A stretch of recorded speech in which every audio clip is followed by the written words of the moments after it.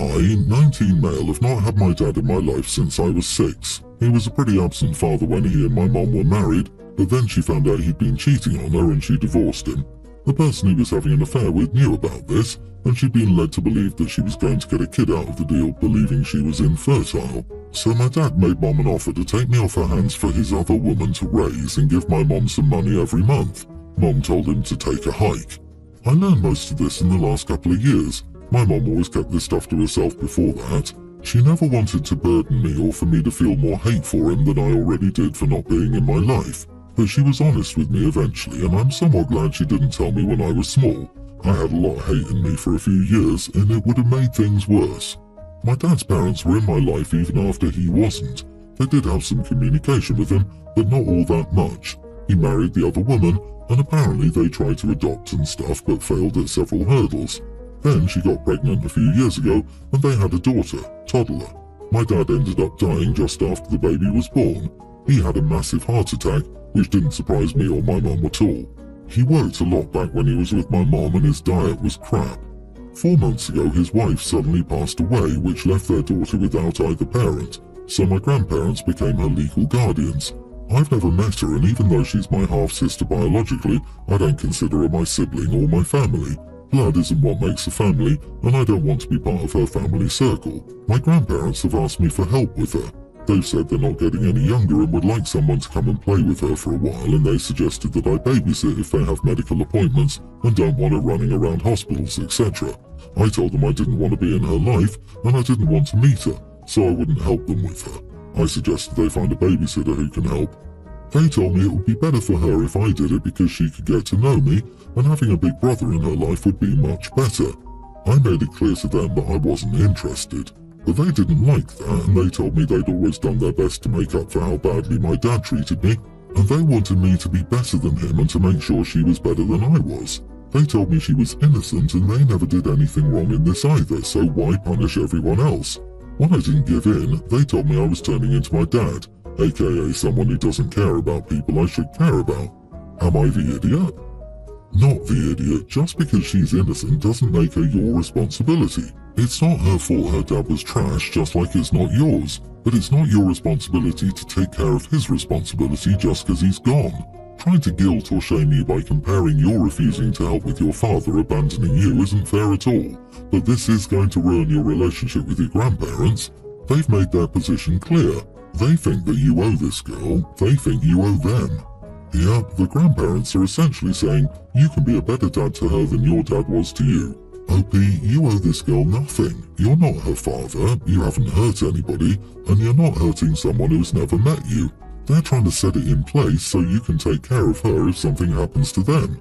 That's genuinely not fair to you. Grandparents understand they're old. They may die in the next 14 or 15 years. They want you to build a relationship with her, so you will take legal guardianship of her. You're drawing a clear boundary, and considering what your father was like, your grandparents should respect it. They're likely to try to forge a relationship between you so that, if anything does happen to them, you, or even your mom, would step in and take guardianship of your half-sister. Mini update. I never thought of my mom being connected, but they did ask my mom if she'd like to meet her, their granddaughter, and I did wonder why. Now I know. Mom wasn't sure why either, but figured it because they stayed on okay terms after the divorce. Thank you for your advice. My fiancé, 35 male, recently proposed, and he got me a sterling silver ring from Walmart when he went there to get his nephew a kid's party costume. He even gave me the receipt so I could return or exchange it if it's not one I liked. He makes good money, as I do, and he got me a ring that is less than 2 hours of his wage, post-tax. Meanwhile, for his birthday, I got him something 10 times more expensive than he got for my engagement ring. He routinely buys gadgets or toys more expensive. I said I was offended, and he would have made me less angry if he just proposed with a ring pop. The dude went out and got a ring pop the next day. Not only did he go cheap, he didn't even find out my style or what I liked. He asked if I was seriously considering refusing the proposal just because of the ring, and I was being that type of girl. Do you think I'm the idiot for caring how cheap he went and how little effort he put into the ring he expects me to wear my entire life? P.S. I do buy my own jewellery, and yes, they're almost all more expensive than this. Everyone's the idiot here.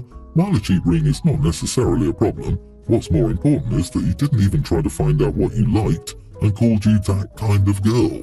I wouldn't want to marry someone who says stuff like that to me. The only thing uglier than the ring is his reaction to you expressing your disappointment. That being said, people nowadays have over-the-top expectations of what an engagement ring should cost. It's insane. A cheap engagement ring is fine as long as it's something you like. Plus, you can still upgrade it if that's important. I disagree. The dude's 35, makes good money, routinely buys expensive crap, and his proposal ring is from Walmart. If he was poor and doing his best, that's one thing. But less than 2 hours' wages and even less thought put into it than that? Is this a joke? A test? What the heck? And why is he testing her if he's already decided he wants to spend the rest of his life with her? That's almost insulting. I'm guessing the actual proposal wasn't anything noteworthy either. Did he just roll over in bed and say, "Hey babe, wanna get married?" The test works both ways because now he's shown OP he's that kind of man. LOL. Is he prepping for a breakup maybe? Forcing your hand in a way? Based on his actions and his vocabulary, accusing you of being that type of woman, it sounds like he is setting the scene, making you the bad guy. I say that because he can't truly be that dense. In my opinion, there's nothing wrong with a cheap ring as long as the effort is there, and it sounds like you're not convinced by his effort. Neither am I. I'm speaking as a divorced woman who has experienced men cheaping out and being inconsiderate like this. There's a difference between buying cheap because it's in line with what both of you want and what both of your values are, and buying cheap because you don't care about your partner. Your fiancé is the latter. You deserve so much more than this, and I suggest you rethink marrying this man. There's a 99% chance it ends in divorce. My 43 male niece, young teen, is being raised by my wife, 40, and I. It's a long story having to do with my sister getting herself pregnant from a deadbeat and proving overall unfit to be a mother. The bottom line is that I see my niece as my daughter and love her just as much as my own biological children, boys, tween and pre-tween. I know my wife also loves her the same way. However, I'm legally my niece's sole legal guardian. My niece has practiced gymnastics for the past 10 years, and when she was about 7 or 8, one of her gym coaches noticed her potential and suggested she could really make it as a professional athlete. I believe my wife and my niece, daughter, were taken by this promise of future glory. "Can you imagine if she competes in the Olympics one day?" my wife said. I was always very cautious because I did realize the shop was slim. I also knew that could cost us a lot of money going forward, but the coach believed so much in her that they managed to cover some of the costs of her training on the gym's dime. And when I say training, I mean training, some serious hard work. I told them I was fine with the idea as long as my niece was happy doing gymnastics and it didn't majorly impact her life. And then, last month, she tore her ACL during practice.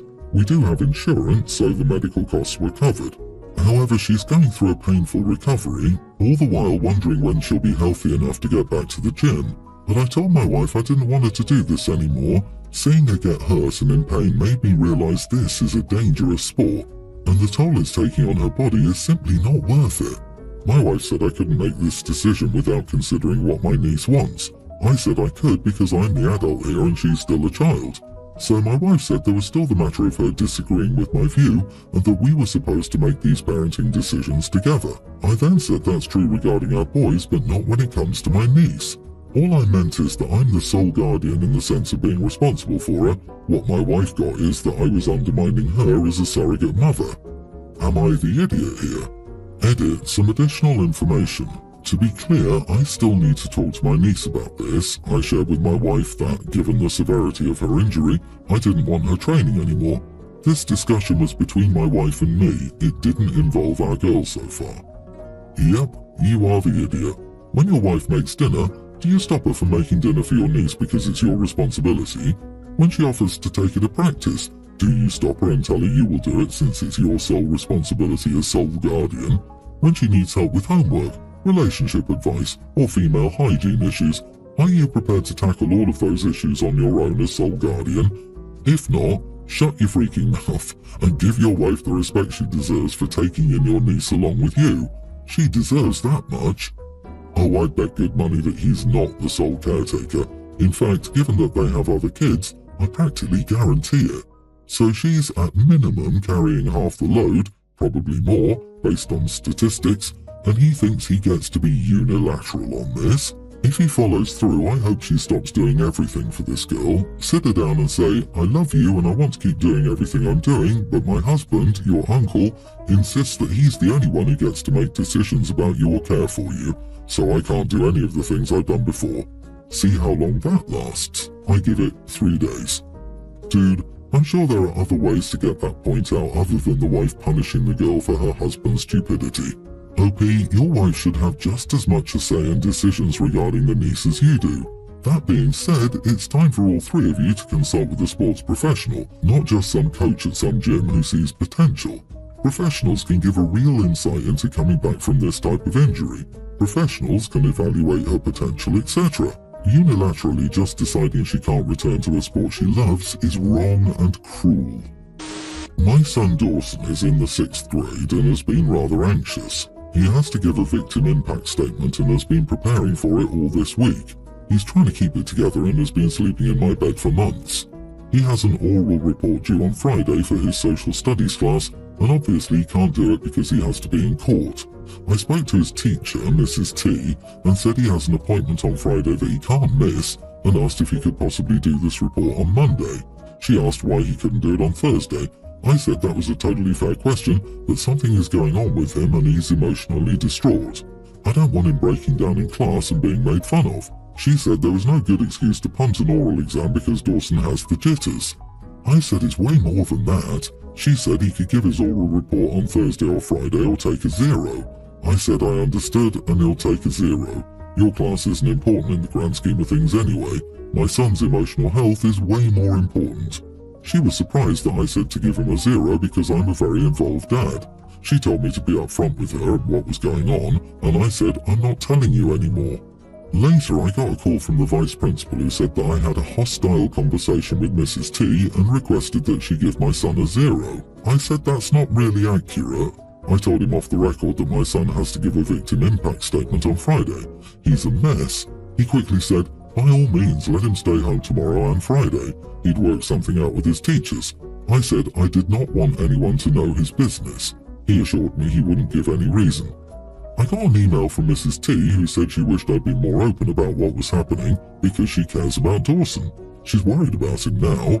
I responded that I didn't tell her details because you, and especially your son, he's in the same grade as Dawson, are gossip queens and I don't trust you. She told me what I said was very hurtful. I said then don't ask and don't fish for information. Edit, the VP did not disclose why my son is out tomorrow and Friday. He said it was an approved absence and send makeup work home today. Only Blabbermouth responded and fished for details after getting the email. Not the idiot. The teacher was digging into your personal life and then she tried to weaponize your kid's grade. If you trust the principal enough to say that he didn't tell her your reasons, then she went out of her way to find something you were trying to keep private. She should have just lived with, it's something serious, but we don't want to get into the details right now. Even if she weren't a blabbermouth, she is not entitled to know why your son will be absent, and it's her professional responsibility to take you at your word that it's a legitimate absence, especially since you don't make a habit of demanding he be excused from assignments. Exactly, teachers don't need to know everything about their students. If a parent has made a reasonable request, and it costs the teacher nothing to accommodate, why else make this threat if not to get more info out of OP and abuse her power, and then go to the VP to tell on OP? For what purpose other than to retaliate because OP didn't give her the information she wanted to gossip about? You are the idiot. All you had to tell the teacher was that your son had to be in court for something on Friday and was anxious about it and knew he wouldn't be up to his best to do his oral report. You don't have to explain why he's at court. You can't expect teachers to do what you want without them having some of the info. Teachers aren't mind readers, and with the crap parents they deal with sometimes, they don't know if it's true or just an attempt to get out of work. Last Saturday we had a few friends over. It was 3 couples and us. We all have kids.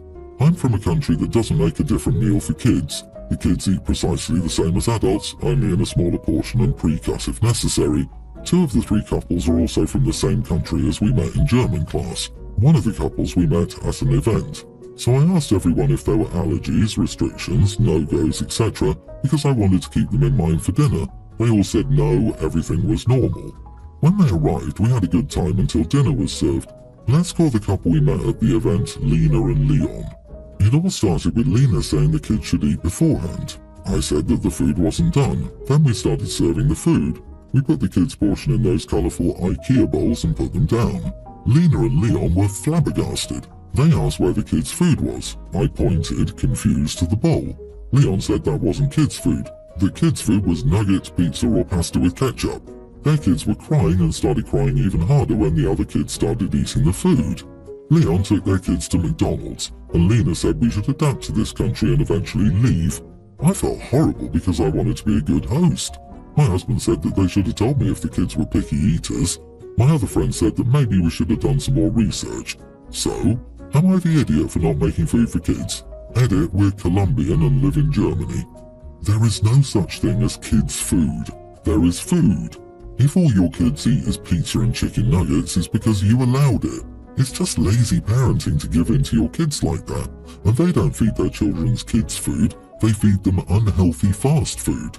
You are not the idiot. Now they know to feed their kids at home. Also, kids don't eat before the adults, at least not the ones who got raised well. German here. There is no such thing as kids' food here in Germany. The children are eating the same foods as everyone else does. And since when is chicken nuggets, pizza and McDonald's German food? Sounds like a joke, to be honest. The couple just have spoiled their children. They should have informed you before. For a guest in Germany, it is custom to eat or at least try what is being served by the host. Everything else is just rude. If the guest dislikes the dish, we make them bread with butter and cheese, cold cuts or jam. Do not invite these bores again.